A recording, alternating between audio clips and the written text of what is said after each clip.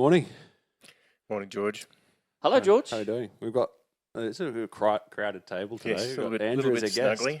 The studio is a little tighter Yeah. this morning, yes. Yeah, but welcome Andrew to the podcast. Thank you very much, George. Good to be here. Our special guest. Yes, special guest. One time only. Ah. Well, Maybe we'll get it back. for the moment. Okay, Yeah. right. Maybe we'll have a return in the future. Who knows? Well, that really sounds like That- we'll see how you go today. That Yeah, yeah. depends. This is Yeah, a that job really interview. does depend. Yeah. Yep. Yeah. And, we've just covered off on the churches last week. And yeah, it was a good sermon by you yesterday, I thought, to try and cover all 7 in the one sermon. Yeah, it was really ambitious. Yeah. Yeah. A 7-point sermon 2 weeks ago, and then you decided to do 7 churches. Just do 3. That's right. Yeah. He's recklessly ambitious. I have to say, I think having savoured 2, I think 5 p.m. got the choice. Got It the does. choice one. It aged well. Yes, I didn't hear 8:15. I heard 10:30. 10:30. Mm. It was good. Yeah. But 5 p.m. I think got the Okay. goodie. Maybe we should do the recording for the 5 p.m. when we had No. 3 sermons worth of practice. It's a lucky dip. It's a lucky dip. This is the way I love all of them. Sometimes the fresher Brad gives the best one. Sometimes it's like the bell curve. And sometimes it's 5 p.m. You just never know. Yeah. Okay. Yeah. Well, we'll jump in. Favourite of the week. I'd not had much feedback from dinners and pubs yet, so I don't know if people have to let us know what they thought last week. This week is a little bit harder, and I think all of us probably were racking our brains when I picked this one, but top 3 dinner party guests, and you can't choose Jesus. Yeah. Who's coming? This is really hard. This took up way more time than I was expecting. But my number 1, Martin Luther. I have to have Martin Luther there because I think he'd be fun. He would be. He'd have lots of, yeah. As long as you're not inviting a Catholic. Well, that's true. But even then, you could bait him a little. You could, yeah. That's true. Yeah. I think I also I think I want Queen Elizabeth there. Okay. Like she lived for a long The time. first, yeah. the first or the second? Second. Second. Okay. Second, Yeah. both would be good. Yeah. Yeah, Okay. yeah.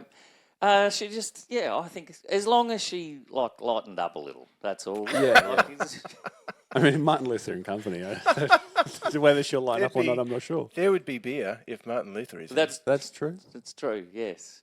And my third, I think I want C.S. Lewis, but I feel like I want someone more. I think Napoleon. I think I'd try Napoleon. Okay. Yeah. 3 very different moral grounds. Probably 2 are a lot closer together. But you've got conquests, Yeah. in various forms. Yeah. I feel like Martin Luther would be refereeing between Napoleon and Queen Elizabeth because they're different ends of the spectrum. Yeah. It'd It'd be an interesting dinner party. Yeah, it'll be an interesting dinner party. Yeah. All right, Andrew, what are your top 3? Look, just far less intellectual and big names. I reckon I'd have Arnold Schwarzenegger there. Like, It'd be a big dinner party then, who wouldn't wouldn't want Arnold Schwarzenegger? Yeah. I think Terminator 2 is just my favourite movie of all time. Yeah. And I don't know, he's an enigma. Yeah. Like, comes across as really dumb and ditzy, and yet, hang on a minute, I'm the governor. But like, there's something there. I reckon that'd be an interesting guy. Yeah, okay. Yep. 2 others. Actually, the one I couldn't get. I love the 19th century in terms of if you got to pick a century of history to go back to, it'd be 19th century. But I couldn't think of anybody from there. Like, it's just generally an interesting century. So that was my kind of half. I've no idea. Just a person. A from there. person, like a Christian person who was doing big things because they did lots of big things. And I did have a third one, and I've completely forgotten who it is. Okay. Oh, no, I do remember who it is. I think I would get somebody from the 18th century revivals, like Jonathan Edwards, Yeah. or they just made a movie about one of the other guys from that, who I can't remember, John Wesley and Whitfield. They made a movie about Whitfield, which I haven't seen yet. But yeah, I think I'd go Jonathan Edwards. Midst of a revival, it'd be great to hear what he had to say. Whitfield had a really loud voice. I'm not did. sure if you'd want that. Okay. Yeah. Well, if you got Arnie.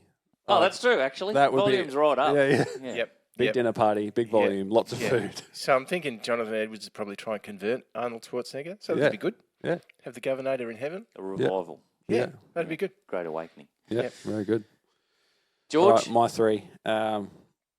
Well, I actually did pick C.S. Lewis because I thought it's like just It's the hard way, to go past. just his ability to break down concepts. I think would be interesting. I had Cicero, who's the like orator, lawyer, consul from ancient Rome. I feel like he would be a really interesting person to have in there. I think his name's Marcus Tullio Cicero, actually. Right. Cicero. Have you read some Cicero? There's an interesting. I'm going to forget the name of the author now. There's like a author that does like history in fiction form, and he's got like a 3-book series and on Cicero, and like some of it's also factual and some of it's fictional. And like, I find those really interesting, and then I was like doing extra research on him. And yeah, that man did everything. Like as far as democracy and setting up the Roman Empire, he was it. So yeah, I think C.S. Lewis would appreciate. Yeah, having I think so. Cicero. And then the other one that I was umming about was whoever set up like different times of setting up the USA. So either George Washington or Christopher Columbus. I couldn't actually decide because one would be an explorer, one would be kind of interesting. Both Christian men. So again, chatting with Cicero and C.S. Lewis, I think would be interesting. But that'd be interesting. Like George Washington and Cicero would have some stuff to say, but C.S. Lewis would be like, yeah. It's like government was not his thing. Yeah. So some government, some Christian. I feel like they would. Yeah, I wouldn't say anything at the dinner table. I'd just be in receiving mode, I reckon. So, nice. Yeah. So anyway, we're covering Revelation 4 and 5 this week, and Andrew will be preaching on that on the weekend. Do we have a Brad's famous last words gallows statement that sums up those 2 chapters? We do, yes. Someone calls out, what's these about? And this is, I had to write it down. Like, this is the breathtaking moment that humans long for. It is the majesty and gospel moment that gives perspective to all human history. Wow, okay. It's got a semicolon in it. But there's a lot in that. I feel like you can probably, you need to use semicolons. Yeah. Well and responsibly when you're on the way to the gallows. So maybe I've done that. Okay, very good. That's important. Yeah. Well, to try and unpack that a little bit, Andrew, you've been tasked with the story this week. I have. What's your story to unpack Brad's gallows statement? Well, I didn't intend to continue the Australian vibe, but I'm continuing the Australian vibe. Nothing wrong with that. A couple of years ago, I had the privilege of completing my children's cultural education by showing them the movie The Castle. That is a cultural education. And of course, Dennis Denudo, the solicitor in there, and his favourite, that famous line that everybody knows, but people don't know it's. And you say Dennis Denudo. No, you went the other day when you said that name. Like I know that, but I didn't know Dennis. Yeah. So it's his famous line. It's the vibe. Yeah. He's in the courtroom and he's arguing and he has no idea what he's talking about. And he says, it's Mabo, it's the Constitution, it's the vibe. And of course he loses, and then we get, the other solicitor comes in, the barrister or whatever, and takes it off and they win the case. But yes, it's the vibe. That is so relevant to Revelation in general, but Revelation 4 and 5. So we are getting weirder. So chapter 1 is kind of, we get introduced to some weirdness. 2 and 3 though, we kind of go back to look, this is a letter, and you're like, there is some symbolism and stuff. Of course there is, lots of there, but this is it's a little more concrete.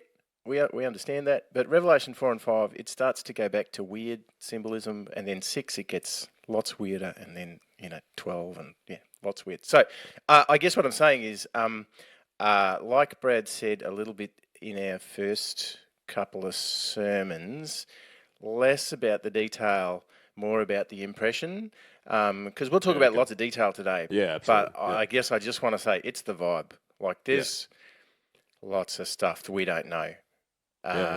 But the big things are clear and the vibe is very clear. It's the throne, it's the lamb, it's the vibe. It is. It's the throne, it's the lamb, it's the vibe. That's a shorter gallows statement. That should have been, Good. That should be the clarified it. The thumbnail. No semicolons at all in that. Yeah, that's okay. Use them well. Yep. Okay. Yeah, that's a good one. I like that we've managed to incorporate How to Make Gravy and The Castle into just 4 episodes of this podcast so far. Nice. So nice. Yeah, I think to start to unpack that a little bit, it's probably helpful as we head into this kind of prophecy. There's a little bit of context that I wanted to kind of bring up because there are lots of weird and wonderful views of Revelation. And some people would say that what we're about to get into has happened, is going to happen, is symbolic of things happening. And that's like, I don't know, in some of the research I found that was where it says, after these things I looked and behold. And we seem to take that literally as Westerners to go, oh, that means it's happening in the future. When realistically, I think there's more of a Daniel 7, Ezekiel 1 kind of reference where it's showing a shift in the book. It's not showing a shift in time stamping as much as it's showing a shift in the book, and we're moving from letter to prophecy. And now, as you say, that vibe is changing. So I suppose I wanted to just try and communicate to the audience that we're not talking about a time stamp here where it's like, all right, everything from here on out is the future, as much as it is from Christ's ascension through to his second coming. Because the Lamb has been slain, like as we get into the throne room, like Lamb slain. That has happened. But so there is a time stamp, but it's not just all future. It's not all future us now. It's sort of happening between that period. You guys say that. Look, the thing of wanting to, for us to want to impose certain time on it, it's just like, again, I guess the vibe is, it's not, time as we know it is actually not a concept that we want to try and place onto Revelation. Yeah. It plays with it. It plays with time. Yeah. Yeah, I mean, it's interesting. You know, when you get into the seals in chapter 6, like there's stuff about that's general now between the first and second coming, but then the end, the last of, like, that's the end of the world. It is clearly the end of the world. So it's not like time is not a thing. Yes. Yeah. But it's generalized. But interesting. Like, I guess the other view is after this. I mean, it is definitely a transition in the book, major transition in the book, but there's lots of other after thises. Yeah. And I guess I kind of take the view, this is the order he saw the visions, not necessarily the order they happen in. Yeah. Okay. So that's that helpful context, I think. kind of fits. It's not different from what you're saying. Yeah. But it's like, well, here I saw this, and then I saw this. Yeah. Then there was just this how one. John saw it. Yeah. Yeah. Yeah. Well, that comes into quite convenient, I think, the next one. The weird and wonderful detail I found I think we should discuss is Jesus saying, John, come up here to a door that's opened into heaven. And then John says he was in the Spirit. And he's close, we then head into the throne room description. Is John still on Patmos or is he up in heaven? So I want to say, George, what are our options here? Well, so I don't know. There was and I've spoken to you both, I think, before about how we're body, spirit. I'd say we're probably more bipartite than tripartite. We're going to step into that theological realm of being both body and spirit. So body and spirit in heaven, body, Patmos, spirit, heaven, body, spirit, Patmos, vision of heaven.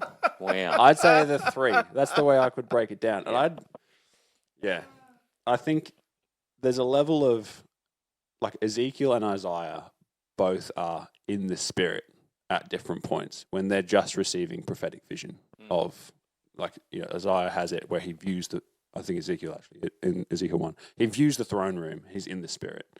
There's nothing to say within that vision that he is in heaven itself, but is having a vision of heaven. The interesting part I find about this is that Jesus says, come up here. And then the other part that I find interesting is that halfway through, I think it's actually the start of chapter 5, John's weeping because no one can open the scroll. And an elder leans over and basically says, hey, we've got someone. The Lamb can open the scroll. So there's clear overlap between... Yeah, so there's an elder, which they're saying there's 24 elders, which we'll get to that number, but there's 24 elders sitting on their thrones. So at this point, I'm assuming John's near a throne, and one of them speaks to him. Is he still on Patmos? Is his spirit up there? I don't know. That's a very good question, George. Are you going to answer that question? What do you think, Brad? I have the... Look, part of the power is the John being on Patmos, exiled, while at the same time, God is in charge. So the two overlapping dimensions, and it's like John is able to see, it's okay. there's someone on the throne, there's someone in charge, and so like I don't know. Give a far more technical description of that, George. I'll give an unsatisfying answer in that it is like this dimension that we see right now is real, but so is heaven, and some way there is an uncovering, an apocalypse. What is happening right there? I don't know about how the elder is actually talking to John, right? Because also heaven in the ancient world would have meant just anything above the land. Yeah, that's right. The skies and all of that's associated with the skies and the stars is the heavens. Yeah. So, yeah, how does that work? I'm not sure. But then you also, there was a section also in chapter 10 where then John sees, I think I had it, as like an angel coming down from heaven. So I'm like, okay, well, in this order of visions, has he now swapped? Are we at the same point? Yeah, so I mean, I actually, because I knew you talked about that the other day, and I went, oh, that's really interesting. It's interesting when you look at some of the old joke is Greeks don't know whether they're coming or going. Yeah. Because, the Greek word for come and go is the same word. So I thought, well, I'd look that up. And, most of the time in Revelation where he says, I saw there was an angel, say, coming down from heaven, which seems to indicate that he's on earth, that could just be going down from heaven.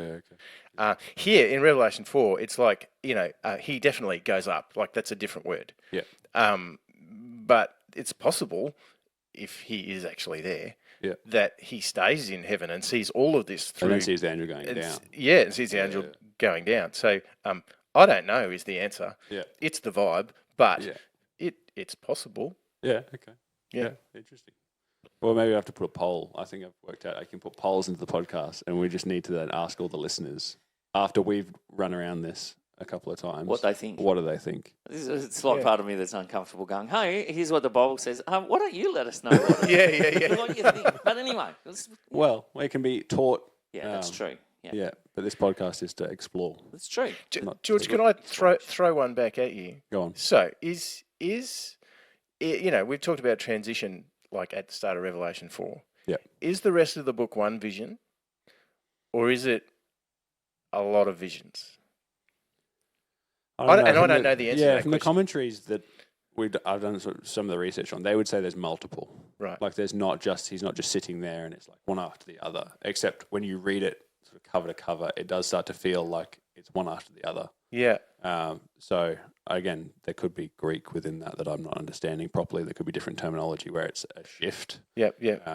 But I feel like, once he's up in heaven, I think until at least chapter 11, he's there. So everything from chapters 4 to chapter 11, is that he is in there. Yep. We're saying he's in the spirit. He sees that like vision transpire and change and add more visions. And then after that, this appears to be the next chunk of the book. Sure. I mean, there's definitely seems like it is a different thing. Like 4 starts a different thing. Like it's a different, interesting. Yeah, cool. Yeah, definitely. So within that throne room, we just do not have time to get through all the descriptions that is in the throne room. It's loaded.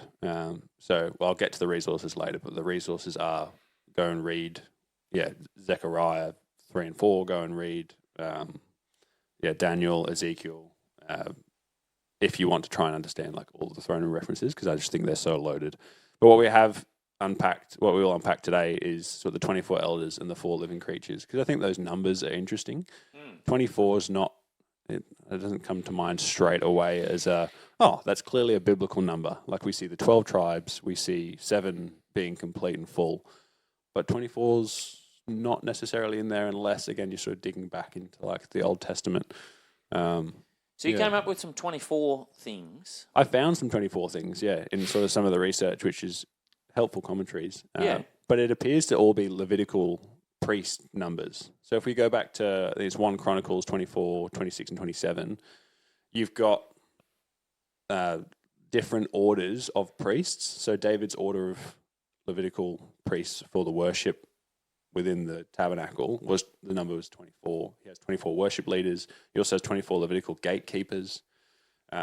So that order itself appears to be 24, which then I think Revelation, and you can critique if you think this is different, but it appears to be structured very much for the worship of God. Like we're in his throne room. The whole purpose of these elders, including both angelic beings and the saints of the Old Testament, is there to worship God. Yeah. At the center. So there's a massive temple thing happening. Yeah, I just feel like it's. And so to have priests makes complete sense. That's Yeah, I think so. To be a hyperlink back to priests. The interesting part in some of the research was that it says it's both angelic beings signifying human beings as some of these elders, but it also included the saints of the Old Testament in the commentary. So I don't know whether like we're just stepping into, okay, so who's there? Or are we saying, actually, this is very much symbolism and it's the vibe. Yeah. The vibe we're getting is the worship of the temple. These are angelic beings making up the elders for the purpose of the vision so that we can be like, this is the center of the throne room. This is where God is worshipped. He is holding that seat as the all-powerful creator. Yeah. It's interesting. I was looking up similar kind of things to you, George. And this is one of these fascinating times, and where you go to a commentary and they go, "We don't know." Yeah. Because literally, scholars seem to be split down the middle here, or maybe 1/3, 2/3, the ones I read. Because the other viable option is, well, these are the apostles and the sons of Jacob. Yeah. So 12 sons of Jacob, 12 apostles. Yeah.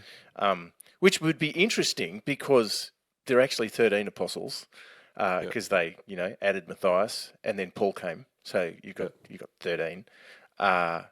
And John himself would be one of those, so he'd be both seeing it and sitting on the throne. So it's starts to get some Inception territory. Yeah, that's right. It's an interesting kind of a concept. I'm having a vision, but I'm there. That's right, but I'm here, but I'm there.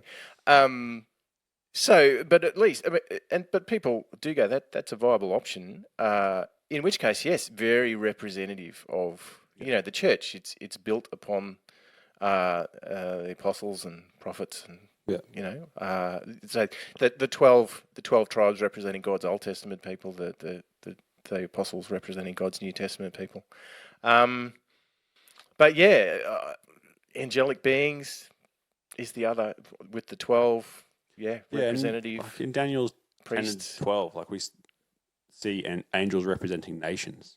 So it's like the angels, like throughout the Old Testament as well, are seen to, and there's also where they're described as stars, as we covered last week. Yeah. There's positions throughout the Bible where the angels are used to represent something. So I don't know. Again, I don't think it's clear cut, but I think it's interesting. The numbers too, lots of them are about completeness. So 4 seems to be completeness of the earth.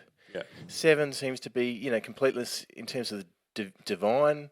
12 seems to be completeness in terms of human stuff. Yeah. And so 2 times 12, like Old Testament, New Testament, there seems to be a human representative thing going on there. Yeah. Which that probably ties us in well. I don't know, Brad, do you have any thoughts on that before No, I think if we're getting to the beast, I guess my thing is when there is fullness, is there anyone missing? Are there any? Is it possible that in this throne room there is a group of people not worshipping God who should be there? Yeah. No, they're all there. The complete set has been collected. That's what my simple and the 12 times 12, like multiples of good numbers. That's interesting. 2 times 12 and 12 times 12. Yeah. Anyway. Yeah. Okay. Well, and it's interesting how you mentioned sort of the 4 representing like earthly fullness. Completeness. We see the 4 living creatures. North, south, east, west. Yeah. Yeah. And I think then we see obviously 4 living creatures, which I love these. I love the representation of the 4 beasts. Which one do you love? Which one do you love the most? No, well, I don't. If you had one at home, which one would it be? If I had to invite one to a dinner party. I just love it's like let's get all of the bosses of the animal kingdom. Yeah, 100%. And we'll get a representation of them there.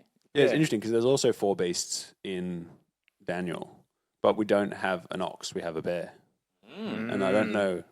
Obviously, those were to represent kings, like powers of a particular time, whereas God's gone, all right, scrap the bear. The ox is the head of that particular. Yeah. So the ox as the head of domesticated animals. Yeah, must be. Yeah. So, I think, again, it's like symbolic and, we see those. But they have wings. Yeah.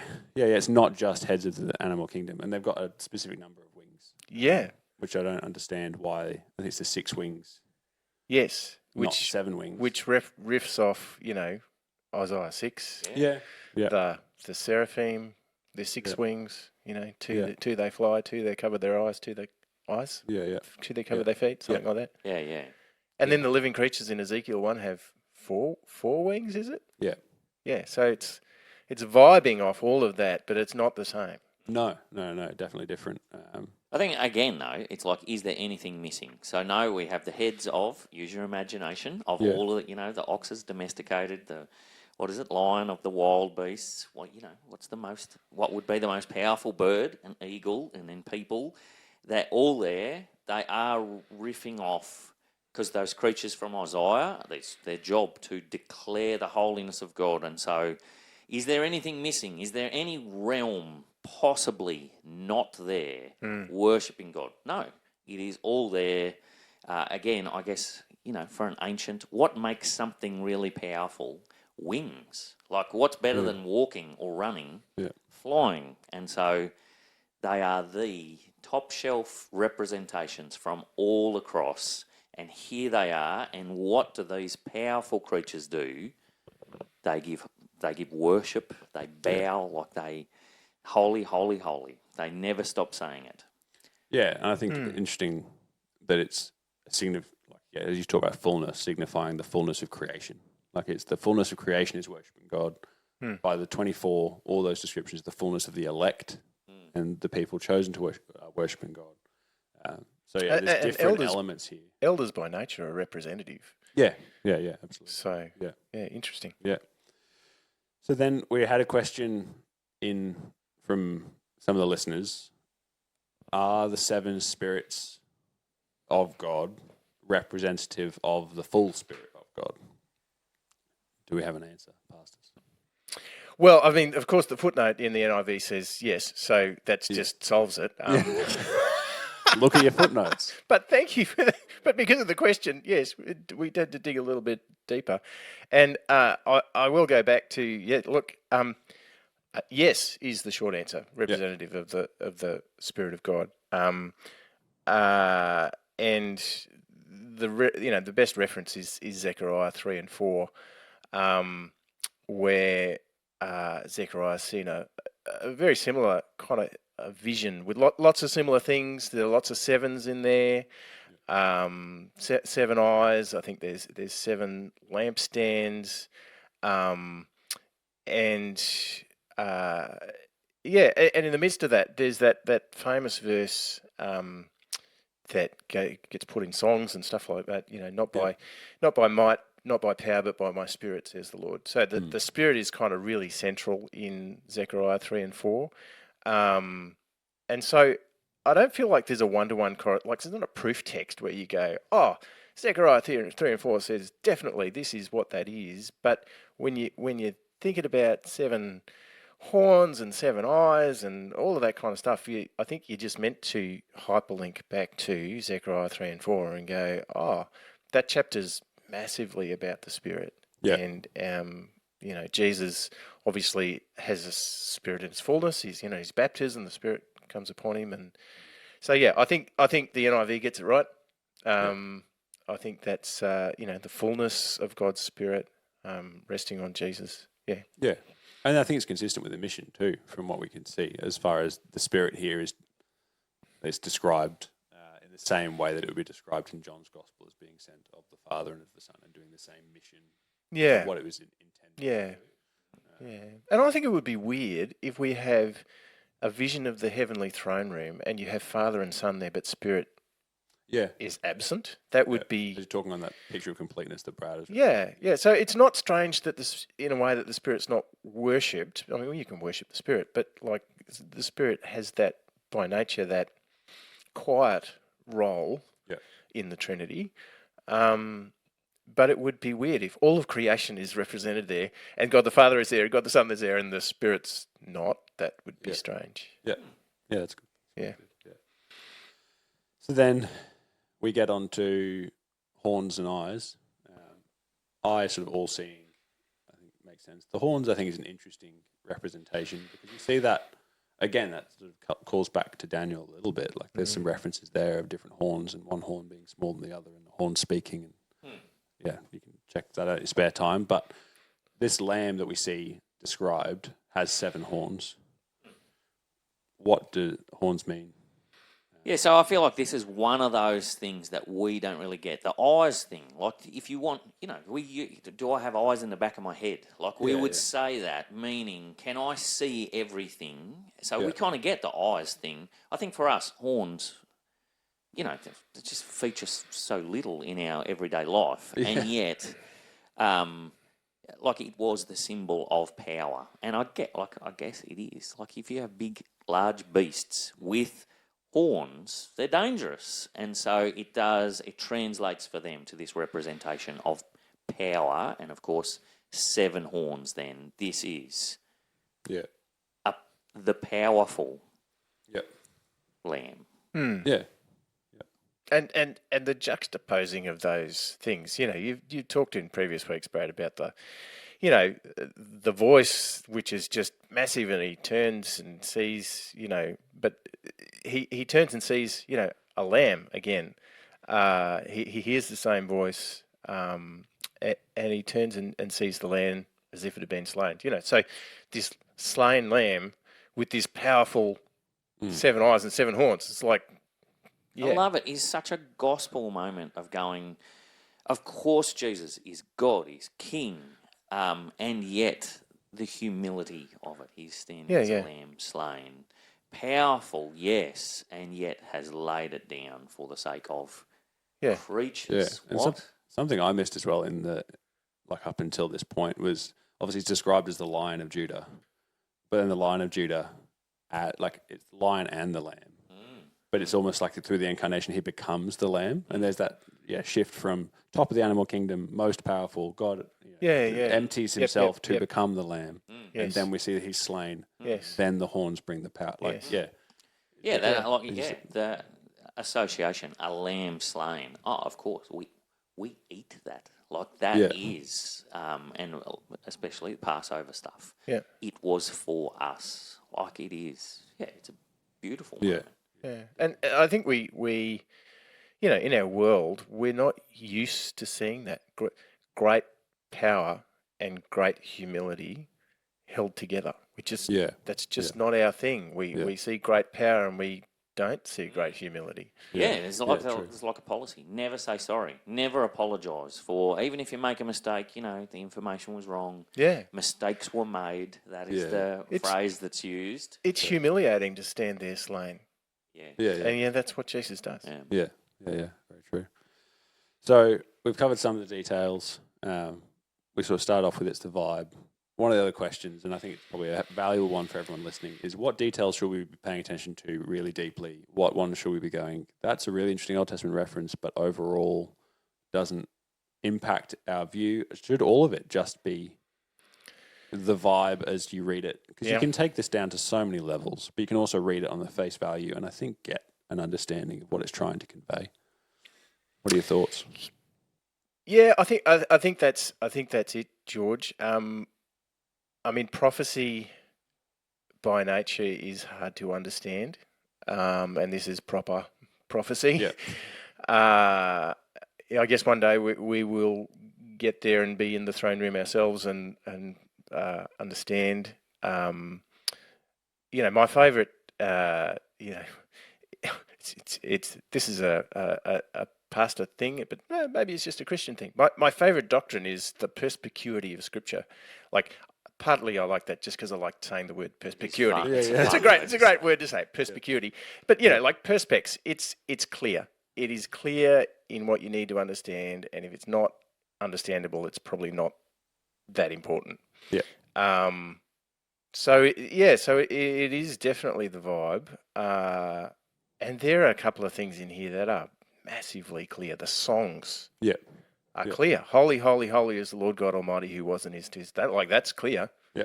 The throne, there are thrones all over this. If you don't see God ruling and Jesus ruling in this passage, then you haven't read it. Yeah. The worthiness of the Lamb, the slain Lamb, the ruling, like all of that's really clear. I've forgotten your question, but does that, No, it does. does that go anywhere near it? I think it does. I think it's that you can read into it and read the commentaries and do the detail as much as you want. But I think overall, Jesus came, died, rose again, is in power. God is almighty. Let's worship him. Yeah. Yeah, I guess my thing to answer your question is, like, this is not a text that you can treat like a spreadsheet. This equals this, and I need to go through. Yeah. It is it's Even in the Old Testament references. yeah, even that's knowing right. all that. Yeah, no, they don't even square directly. Exactly. But like you say, it is full of song, and so I would say we have a category for songs that are non-literal yet can be about true things. In fact, there's a slight human thing that goes. If you want to express something deep about being a human or the experience, of course you'll go to song because it doesn't have spreadsheet direct references. I think we're meant to pay attention to the theatre, the drama. John weeps like we get. What will become of history? What will happen? That drama, like it builds and then it gets resolved. There's the lion and the lamb, and so I think we're meant to pay attention to all of that. I do love the one detail there is the sea. So in the throne room there is the sea, but it is tranquil. So sea is always this picture of chaos, and yet it's under control and something in the theatre and drama of being resolved. We will see there's no sea right at the end. And one of the first times we see it being controlled. Like we see Jesus control it, but as far as it being told that it is tranquil and calm, to the ancients that would have been like, this is a big moment. This is a big shift. So I guess my thing is enjoy the drama. Reach into the drama, the theatre, and the song of chapters 4 and 5. Yeah. Yeah, very good. Fantastic. Well, Good. I've got some resources. Again, I think if you want to, as you said, been saying, read Revelation, read some of the Old Testament. Zechariah 3 and 4 for those 7 references, I think is really handy. Daniel's dreams give us a bit of a picture, so does Ezekiel. And I think, they're sort of useful to see some of those, but as you say, it's not a direct swap. It's just it gives us that's a bit of imagery. This is a bit of imagery. And we see some of the patterns. And then the biggest story, which is that family resource as well. The next one in that same segment is Revelation 4 and 5 on the throne room specifically, which is called The Center of the Universe, the name of the video, which I actually really like because it's like it puts it where it should be. Yes. So I think that's a good resource for families as well. And that is great. That is a great perspective as that like this thing that the human heart longs for, the sublime, we would say. It is indeed the center of the universe. So that's cool. Yeah. So just a small passage this week. Yeah. Just a little one. A couple of light topics. Yeah. Yeah. It's not getting any easier going either. Yeah. But it's been good having you on, Andrew. Thanks for having me. And you'll be It's been fun. Yeah. And you'll unpack the rest of this and all the detail in there on Sunday. Well, God willing. Well, last time I was supposed to preach, I got sick, and so actually no, I didn't. So you never know, Brad. I might be preaching. That's right. All righty. Great. Thanks very much. Thanks, Andrew. Thanks, George. Thanks, Brad. See you everyone next week. See you. Bye.